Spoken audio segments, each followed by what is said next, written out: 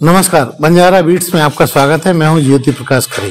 आज हम आपको मिला रहे हैं बुंदेलखंड के एक ऐसे सुप्रसिद्ध कलाकार से जिन्होंने बुंदेली संस्कृति में अभिनय का बड़ा उनका योगदान है।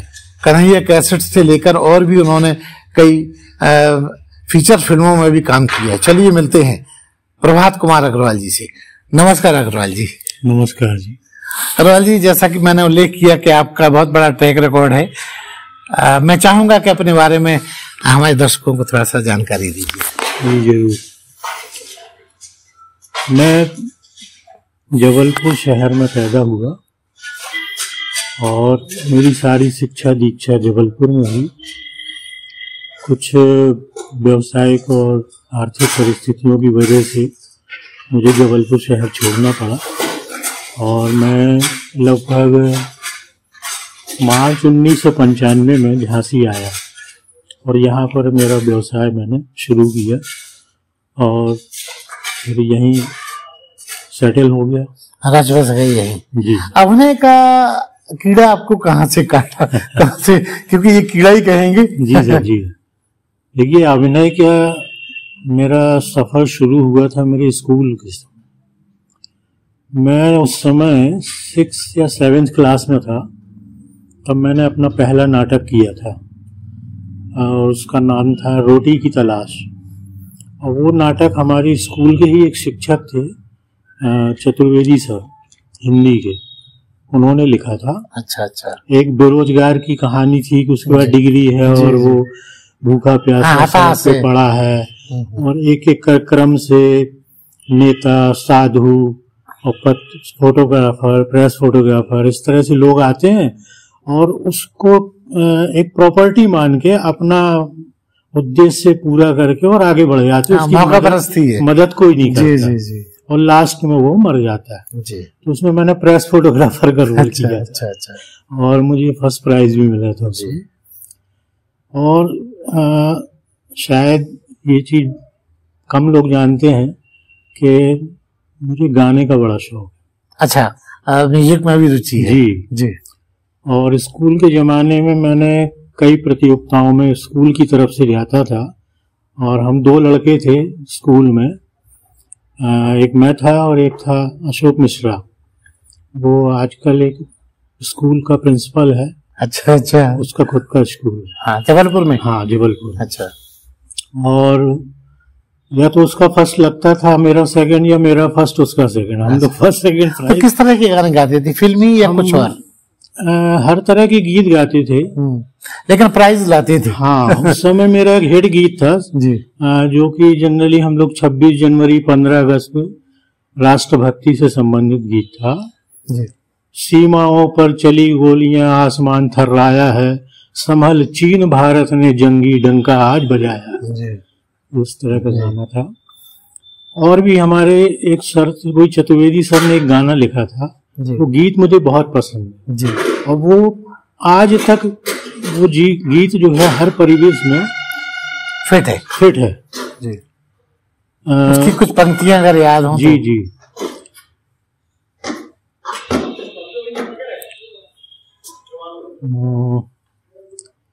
कैसे गीत लिखूं रे भैया, किस पर गीत लिखूं भैया,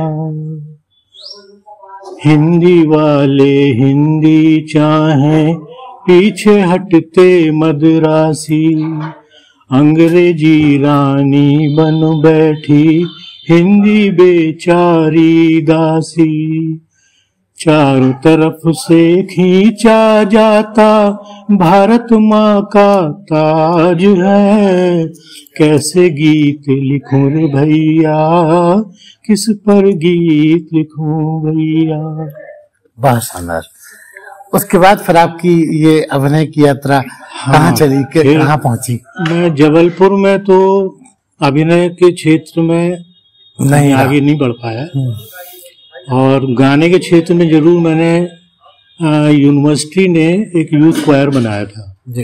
उसमें जबलपुर के जितने भी कॉलेज थे, हर कॉलेज से हम लोगों को करीब 24 या 26 लड़के लड़कियों को सिलेक्ट किया गया था। अच्छा, ग्रुप में? हाँ। और हम लोगों को पूरी 15 राष्ट्रीय भाषाओं में राष्ट्रगीत सिखाए गए थे। अरे वाह। तो उसमें जो हमारी ट्रेनर थी जी, वो होम साइंस कॉलेज की म्यूजिक की हेड ऑफ द डिपार्टमेंट थी जी, श्रीमती सुशीला पोहनकर जी। जी, सब लोग उनको ताई बोलते थे, वो महाराष्ट्रियन थे। जी, जी, जी। और आपने अजय पोहनकर जी का नाम सुना होगा, जो कि मशहूर शास्त्रीय संगीत गायक हैं, उनके पुत्र थे। अच्छा, अच्छा, अच्छा, वो हम लोगों ने उनको घर पे उनकी युवावस्था में रियाज करते देखा। अच्छा, अच्छा। तो हमारे जो ग्रुप का जब इनॉग्रेशन हुआ था, उसमें सूचना प्रसारण मंत्री थे विद्याचरण शुक्ल जी। तो किशोर कुमार की पहली बीवी थी जो रोमा गुहा ठाकुरता जी, जी, जी। वो हम लोगों का उसका उद्घाटन करने आई थी। अच्छा, अच्छा। तो वो हम लोगों का प्रोग्राम हुआ करता था। जी, और हमारे जबलपुर के एक मित्र हैं मुरलीधर नागराज जी। बहुत मशहूर बांसुरी वादक हैं। अच्छा, उनकी अच्छा। पत्नी तापसी नागराज जी जी। शिक्षिका है म्यूजिक की और बहुत अच्छी गायिका है। अच्छा, इन दोनों जिनको ज्ञानपीठ पुरस्कार वगैरह बहुत से जी। पुरस्कार मिल चुके। जी। वो यूथ क्वायर में मुझे उस ले हाँ, वो जाने का सत्संग श्रेय आपका इसका था। अनमोल था। हाँ। वो पल आपके अनमोल थे। जी, जी। और उसी से आपको इंस्पिरेशन मिली। जी। फिर आप हमारी झांसी आ गए। तो मैं जब झांसी आया तो सबसे पहले मेरी मुलाकात हुई दीपक सेठ से। मैं अपने ऑफिस में बैठा था, उनको कुछ काम कराना होगा तो वो आए थे। दोपहर का समय था, तो मैं ऐसे ही कुछ गा रहा था, गुनगुना रहा था। वो खड़े सुन रहे थे और जब मेरा गाना बंद हुआ तो ताली बजाने की आवाज़ आई। मैंने चौंक कर देखा तो अंदर आए, बोले दीपक सेठ हो, कन्हैया कैसेट का मालिक। तब तक आप उन्हें जानते नहीं? नहीं, मैं नहीं जानता जी। तो मैंने कहा कि बताइए कैसे आना हुआ। बोले मुझे कुछ काम कराना था, लेकिन वो काम बाद में करूंगा, पहले आप ये बताइए आपको गाने का शौक है? मैंने कहा बस ऐसे ही शौकिया गाता हूँ। बोले मैं एक कैसेट बना रहा हूँ इस समय होली गीत की, तो आप आइए स्टूडियो पे, देखते हैं आपकी आवाज को। तो मैं गया तो उन्होंने मुझे कोरस में बिठाला। तो एक गाना वो नहीं है उसका रोटी पिक्चर का जी। आज, जिसमें वो कहते हैं ना, ओ भैया, एक वॉइस आती है ना, अरे वो होली का गाना है ना, रोटी पिक्चर में। हाँ, राजेश खन्ना की फिल्म राजेश थी। खन्ना गाते हैं मुमताज के साथ। अच्छा। नहीं नहीं, सॉरी, वो दूसरी पिक्चर है। आप उसकी बात कर रहे हैं मेरे ख्याल से, दाग फिल्म की। नहीं नहीं नहीं, राजेश खन्ना मुमताज थी। आपकी कसम। आपकी कसम। तो उसमें जो होली का गाना है, उसमें वो ढोलक बजाने कुछ आवाज, हाँ, हाँ। तो वो आवाज मैंने बोल दी बीच में। अच्छा, अच्छा, अच्छा। तो उनके बाद हर माइक में हर आदमी की आवाज वो पर्सनली भी देख लेते हैं। हाँ, हाँ। तो मैं चला आया करके। दूसरे दिन उनका जो असिस्टेंट था, कल्लू नाम था उसका, जी। उसका फोन आया, हाँ। अरे प्रभात जी आप स्टूडियो आ सकते हैं कुछ देर के लिए? मैंने कहा ठीक है, आ जाऊंगा। मैं गया तो मुझसे बोले आपने कभी प्रदीप के गाने गाए हैं क्या? मैंने कहा मैं तो केएल सहगल से लेके और सबके गाने गाता हूँ, कोशिश करता हूँ उनकी मिमिक्री का, और कुछ कुछ मिला भी लेता हूँ। तो बोले आप एक काम करिए, वो पिंजरे के पंछी गाइए जरा। अच्छा, अच्छा। तो मैंने वो गाया। तो फिर दीपक सेठ आए, बोले भाई साहब मैंने नहीं पकड़ी ये बात, इसने पकड़ी। ये मुझसे बोला कि प्रदीप जी से इनकी आवाज बड़ी मिलती है। अच्छा, अच्छा। तो बहुत दिनों से मेरा एक पड़ा हुआ है, मैं बनाना चाहता था, तो 11 गाने हैं। अच्छा, तो आप वो करो। ठीक है, करते हैं। तो उन्होंने मेरे 8 गाने रिकॉर्ड किए। अच्छा, अच्छा। वो रिकॉर्ड हैं आज भी, लेकिन उसके बाद चूंकि वो कैसेट का समय खत्म हो गया, हाँ, हाँ। वो चले गए भोपाल, तो सीडी वहां बनाने लगे। जी, जी। तो वो आज भी वहीं पड़ी हुई है। अच्छा, अच्छा। फिर उसके बाद एक दिन उनके बंगले पे शूटिंग हो रही थी, जी, एक वो विदाई गीत की, जी। हरे बांस मंडप छाए। तो मंगलवार का दिन था। जी। तो उनका फोन आया कि अरे यार प्रभात जी, अगर आप फ्री हो तो बंगले पे आ जाओ, शूटिंग चल रही है, देखो यार शूटिंग कैसे होती है। तो शौक तो था ही मुझे, मैं पहुंच गया। वैसे भी दीपक जी को कलाकारों का सम्मान करना उनकी फितरत में है। जी जी, बिल्कुल सही कहा आपने। और मैं जब पहुंचा तो मैं देख रहा था, तो जो लड़की का बाप बनना था वो आया नहीं। अच्छा, अच्छा। तो मुझसे बोले कि कभी एक्टिंग की है आपने? मैंने कहा स्कूल में नाटक किए हैं। अरे बोले करना कुछ नहीं है, आप तो कुर्ता धोती पहन लो, बंडी पहन लो और लड़की के बाप बन के खड़े हो जाओ मंडप के बगल में, कुछ नहीं करना आप। ठीक है, खड़े हो जाते हैं। मैं खड़ा हो गया और उसके बाद विदाई का सीन आया। और विदाई का सीन आया तो वो लड़की जो है मुझसे गले लिपट के रोने लगी। तो मैं भी भावुक हो गया। मुझे हाँ, तो मुझे अपनी बड़ी बिटिया का दिमाग में आया कि उसकी विदा होगी, ऐसा फील होगा। तो सर वो उस समय पता नहीं कैसी फीलिंग आई कि मैं इतना फूट फूट कर रोया कुछ। आप वो मेरे रोने पे फिदा हो गए। एक्चुअल में सब कुछ सहज था ना। हाँ, नेचुरल उन्हें चाहिए था जी, और वो आप दे गए। वो सर फिर उन्होंने रोने के मेरे इतने शॉट लिए, इतने स्टॉक बना लिया। अच्छा। उनने पता नहीं कहाँ कहाँ इस्तेमाल किया उसका। बोले यार तुम तो बड़े अच्छे कलाकार हो। फिर उन्होंने कहा मेरा एक एल्बम है नंदगांव की राधा जी, उसमें एक चमार का रोल है। हाँ। और बहुत सीरियस रोल है वो, और आपका वो देख के मुझे लगता है वो रोल आप करोगे। तो फिर उन्होंने उसमें मुझसे रोल करवाया। मतलब उनकी आंखें इतनी पारखी वाली हैं जी सर, कि वो समझ जाती है कि ये कहाँ इसको फिट किया जा सकता है। सही बात। और वो फिर एल्बम किया पहला मैंने उनका।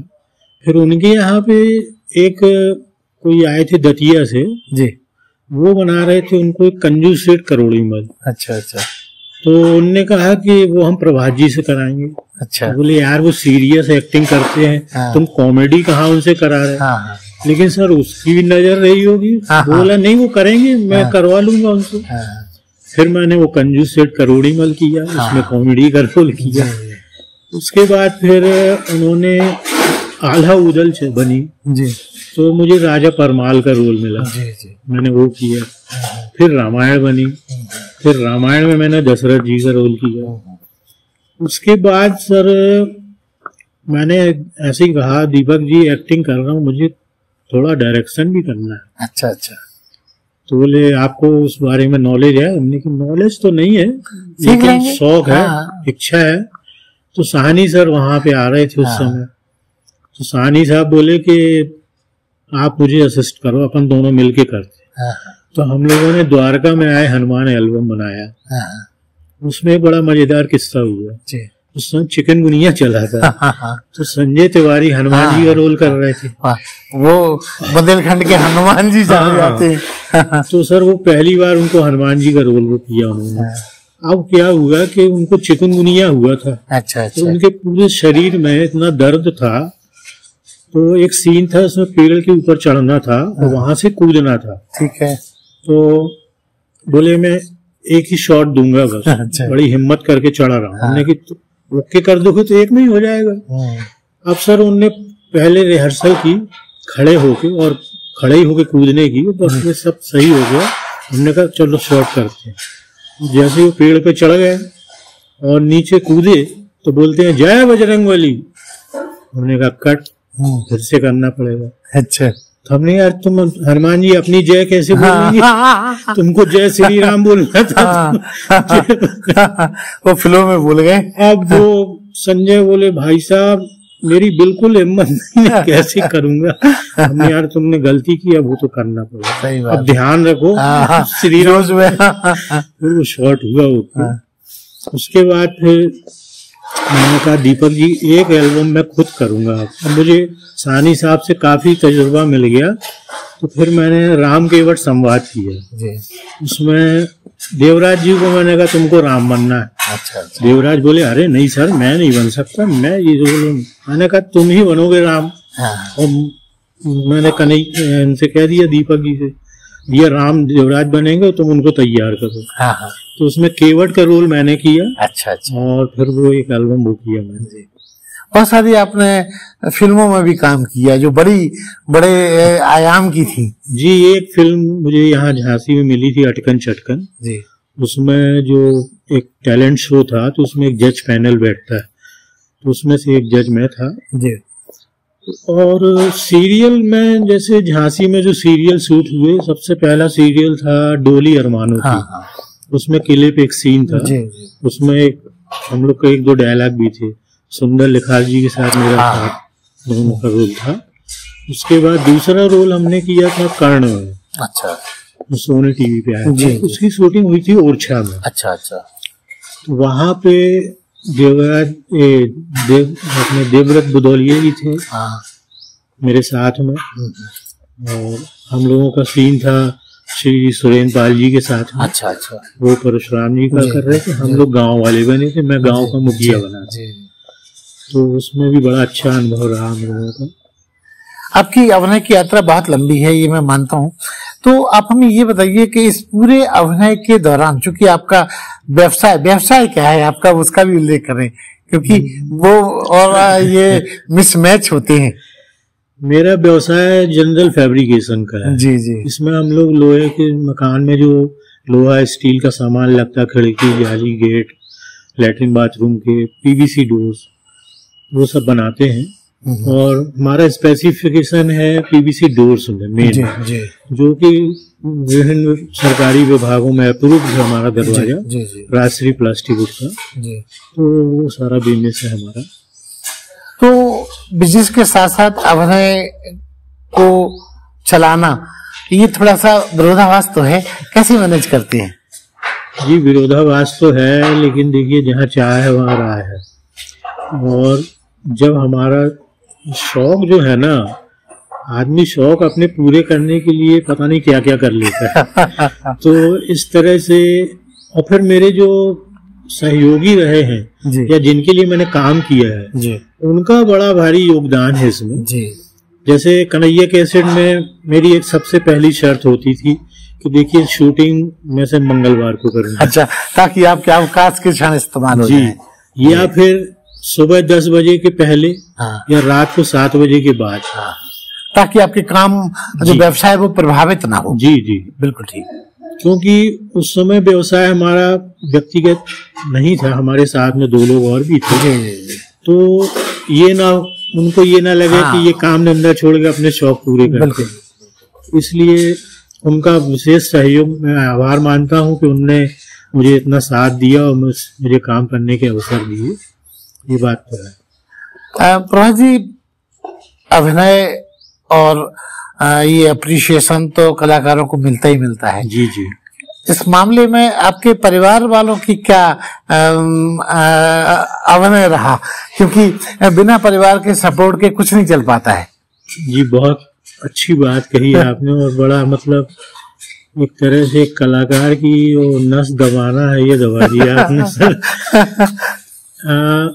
मुझे एक दृष्टांत देना इस बारे में। जी।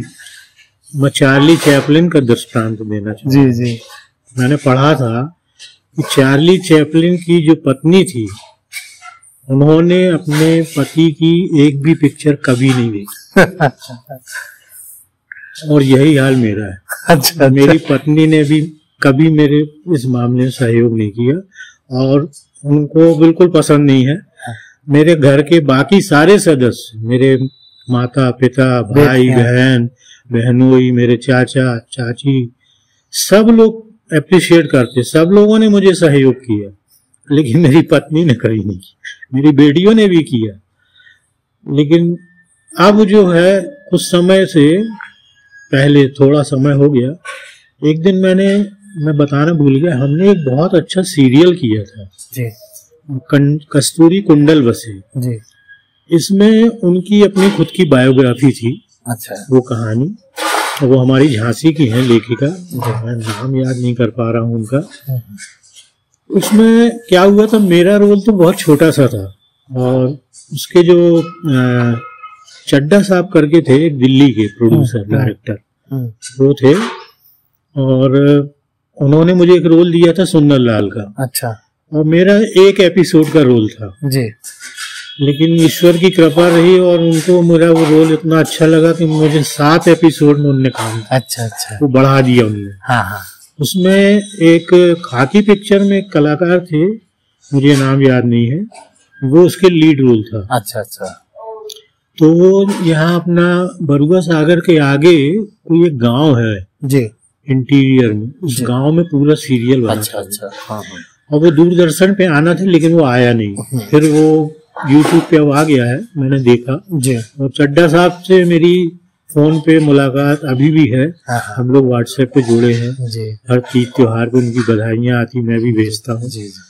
बड़े अच्छे इंसान थे, अच्छा, उनकी एक आदत थी, वो जैसे जब सीन होता था तो एक्शन के पहले वो शत्रुघ्न सिन्हा के स्टाइल में चिल्लाते थे खामोश। अच्छा अच्छा, एक्शन बोलते थे। तो वो चीज बड़ी अच्छी थी उनकी। प्रभा जी, जहाँ और दूसरे विधा में जैसे भोजपुरी है और भी तमाम स्थानीय जो फिल्म से जुड़ी हुई संस्थाएं हैं, इन्होंने बहुत तरक्की कर ली है, लेकिन बुंदेलखंड का जो परिदृश्य है वो अभी उतना तरक्की नहीं कर पाया। क्या कहना चाहेंगे, जबकि कलाकारों की कोई कमी नहीं है, क्या वजह है? सर, मुझे लगता है कि कुछ तो संसाधनों की कमी है और कुछ हमारे जो बुंदेलखंड में कलाकार हैं उनमें संगठन की भी कमी कहूँगा। गुटबंदी है जी, गुटबंदी बहुत है। ठीक है, कला एक ऐसा क्षेत्र है जहाँ आदमी यश, कीर्ति, वैभव, संपन्नता सब कुछ चाहता है, क्योंकि मिलती भी है उससे, मिलती भी हाँ। और वो चाहता है जी। और ये जो 3-4 चीजें हैं, ये हर आदमी की ऐसी स्वाभाविक प्रवृत्ति है मनुष्य की कि वो नहीं किसी से शेयर करना चाहता। आज मुझे कहीं रोल मिलता है तो मैं ये मानता हूँ, मेरा दृष्टिकोण है अपना, कि मेरा अगर बस चले तो मेरे साथ के जो और भी कलाकार हैं, हाँ, उनको भी मौका, मैं उनको भी मौका दिलवाना चाहूँगा। लेकिन ऐसे बहुत से कलाकार हैं जो ये नहीं चाहते, इसकी वजह से बुंदेली कल्चर खतरे में आ जाता है। बिल्कुल बिल्कुल होता है यार, और इसका भान उनको पता नहीं क्यों नहीं है, होना चाहिए। और कुछ लोग मतलब जाहिर तो करते हैं कि उन्हें इसका भान है, लेकिन जब उनके ऊपर वो बात आती है अपने, तब वो पीछे हट जाते हैं। मतलब मुखौटा लगाए भी लोग हैं। हाँ बिल्कुल है सर। दोहरा व्यक्तित्व तो मैं ये मानता हूँ लगभग हर व्यक्ति का होता है जी। किसी का अच्छा पक्ष कम होता है, बुरा पक्ष ज्यादा होता है, किसी का बुरा पक्ष ज्यादा, अच्छा पक्ष कम होता है, लेकिन दोहरा व्यक्तित्व तो हर किसी में होता है। प्रभा जी, नए साल की शुरुआत होने वाली है। जी जी। हम लोग 22 के बिल्कुल कगार पे हैं जी। तो हम चाहेंगे आप हमारे दर्शकों को बताएं कि आपके 2023 के क्या ऐसे प्रोजेक्ट्स होंगे जो लोगों को चौंका देंगे। एक प्रोजेक्ट सर मेरे मन में बहुत दिनों से है, और जो साहनी साहब का मैंने नाम लिया था, वो बहुत स्क्रिप्ट लिखा करते थे और उनका पता नहीं क्या स्नेह था मेरे साथ कि वो लिख के जैसे ही कंप्लीट होती थी मेरे पास ले आती थी। मेरे पास आज भी रखी है उनकी जी। हस्तलिखी। उनकी एक कहानी थी, वो लेखक का नाम मुझे याद नहीं है अभी, उस पर मैं एक लघु फिल्म जरूर बनाना चाहूँगा जी। और उनको साहनी जी को डेडिकेट करूँगा। अच्छा। उसका नाम है अनहोनी। और बड़ी मार्मिक कथा है वो, और वो उन्होंने बड़े दिल से लिखी है और वो उन्हें खुद भी बहुत पसंद थी। अच्छा अच्छा। और मैं जो भी अवसर मिलेंगे आगे, चाहे सीरियल हो चाहे फिल्म लाइन, पर मैं झांसी के बाहर तो नहीं जा सकता जी। झांसी क्षेत्र में जो भी मिलेंगे काम में करने के प्रयास में रहूंगा जी, और उत्सुक रहूंगा उनके लिए। जी। राज जी, बंजारा बीट एक अनोखा चैनल बनाया है हमने। ये सारे कलाकारों को जोड़ने का काम करता है, एक वर्ग विशेष को इन्फॉर्मेशन देने का काम करता है, बच्चों को नॉलेज देने का काम करता है, तो मल्टी फ्लेवर्ड है और एकेडमिक इन्फॉर्मेशन के साथ जुड़ता है। तो हम चाहेंगे कि आप हमारे कलाकारों को एक छोटा सा संदेश दीजिए। ये आपका ये प्रयास तो निस्संदेह बहुत ही उत्कृष्ट है और सराहनीय है। मैं तो बस यही कहना चाहूँगा कि देखिए, अपने मैं को छोड़कर हमें कला के क्षेत्र में कला की सेवा भावना से जो भी कर सकते हैं अपने आसपास, वो जरूर करना चाहिए, क्योंकि ये एक ऐसा क्षेत्र है, ये प्रभु की दी हुई जन्मजात विधा है। ये कोई सिखा नहीं सकता, न किसी में अपने ऐसे पैदा होती, लेकिन जिसके पास है उसको जो समझने वाले लोग हैं, जो जानने वाले लोग हैं, उनको अवश्य आगे बढ़ाने में प्रयास करें और सहयोग करें। सर, मैं जब जबलपुर में था तो हम लोग एक अग्रवाल बाल मंडल संस्था चलाती थी। हमारा उद्देश्य ये था कि समाज के सारे बच्चे एक दूसरे को परिचित हो जाए, क्योंकि हमने अक्सर देखा, हम कहीं शादी ब्याह में जाते हैं तो बच्चे बेचारे बोर होते हैं, हम लोग तो अपने बड़ों में एंजॉय करते हैं। तो उस उद्देश्य को लेकर हम लोगों ने वो संस्था का निर्माण किया और बच्चों को संडे के संडे बुलाते थे और अग्रसेन जयंती को 2.5 घंटे का सांस्कृतिक कार्यक्रम उन्हीं बच्चों से तैयार करा के प्रस्तुत करते थे।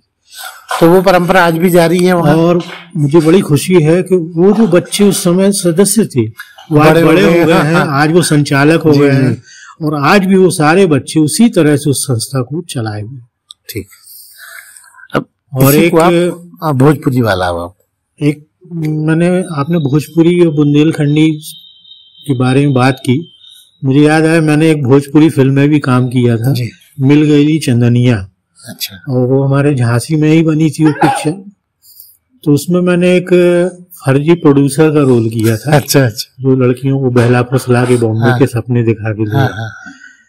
और हमारे अरुण जी थे उसके कैमरामैन और हमारे झांसी के ही थे वो। दुर्भाग्यवश कोरोना ने हमसे छीन लिया। तो ये मेरी एक फिल्मी यात्रा का एक हिस्सा वो भी है जी। कोई इसके अलावा भी और कोई शौक रहे आपके जो लोगों को पता ही नहीं है? सर मैं टेबल टेनिस खेलता था जी जबलपुर में अग्रवाल मंडल में जी। और एक चीज मैं और बताना चाहूंगा, मैं कैरम का चैंपियन रहा वहाँ बहुत समय तक जी। एक मेरे बारे में शायद बहुत कम लोगों को मालूम है, मैंने एक्यूप्रेशर का डिग्री कोर्स किया है। अच्छा अच्छा। और मैं एक्यूप्रेशर का उपचार भी करता हूँ जी। हालांकि मेरे पास कोई मरीज नहीं आता, मैं अपने ही उपचार करता हूँ। अच्छा अच्छा। मैं एलोपैथी की कोई दवाइयाँ नहीं खाता जी, मैं अपना उपचार उसी से करता हूँ। चलिए, इसके लिए आप बधाई के पात्र क्योंकि एलोपैथिक या और भी जो भी पैथिक दवाइयाँ हैं वो स्वास्थ्य को नुकसान सीधा पहुंचाती है 100%। लेकिन एक्यूप्रेशर का जो आप चर्चा कर रहे हैं वो इस सबसे वंचित है जी। एक्चुअल में एक्यूप्रेशर में सर क्या है कि एलोपैथी या दूसरी जो और है पैथी, उनमें उन बीमारियों का इलाज करते हैं जी। एक्यूप्रेशर में क्या है, हम वो बीमारी किस जगह से उत्पन्न हुई है उस जड़ का इलाज करते हैं, हम उसको जड़ से खत्म करते हैं। तो ये एक अलग चीज है इस। और जनरली क्या अभी लोगों में अवेयरनेस नहीं है इस विधा के बारे में, लोगों को जानकारी बहुत कम है, इसलिए लोगों को इस पर विश्वास कम है। लेकिन धीमे धीमे अब चित्र आ रही है, बहुत आ रहा है सर। अब तो देखिए आप यूट्यूब पे इतने चैनल हो गए हैं, इतने वीडियोस आते हैं इसके बारे में, और कई बार इतने चमत्कारिक रिजल्ट होते हैं कि आप अविश्वसनीय जी। तब हमें लगता है कि वास्तव में एक्यूप्रेशर जो है, मैं आपको एक चीज बताऊं, इसका सबसे बड़ा प्रत्यक्ष उदाहरण हमारे शास्त्रों में, महाभारत में भीष्म पितामह इतने दिनों तक बाण सैया पर लेटे थे जीवित, तो वो क्या था, वो एक्यूपंक्चर था। हाँ। उन्हीं पॉइंट्स पर वो बाण लगाए गए थे कि आपका शरीर जीवित रहेगा जी जी। और रंग इसका धार्मिक महत्व भी है बिल्कुल है सर। और ये विद्या तो हमारे हिंदुस्तान की है जी। ये तो जब वैनसांग आया हिंदुस्तान तो वो अपने साथ इसको चीन ले गया जी। और यहाँ लोग भूल गए और चीन में उसने इसका विकास किया जी।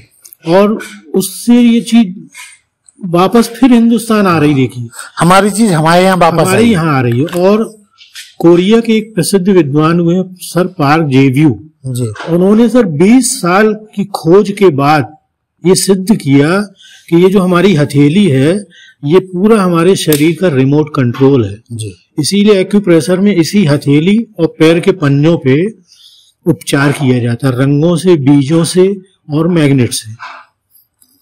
मतलब ये बड़ी फ्रूटफुल विधा है जी जी। तो ये थे प्रभात अग्रवाल जी। बुंदेलखंड में इनका अभिनय का जादू वर्षों से देखा जा रहा है। इन्होंने अपनी आत्मकथा एक तरीके से अभिनय की यात्रा बंजारा बीट के साथ शेयर की। बंजारा बीट से बात करने के लिए अग्रवाल जी बहुत बहुत धन्यवाद आपका। इस चैनल को लाइक और सब्सक्राइब करना ना भूलें। देखते रहिए बंजारा बीट्स।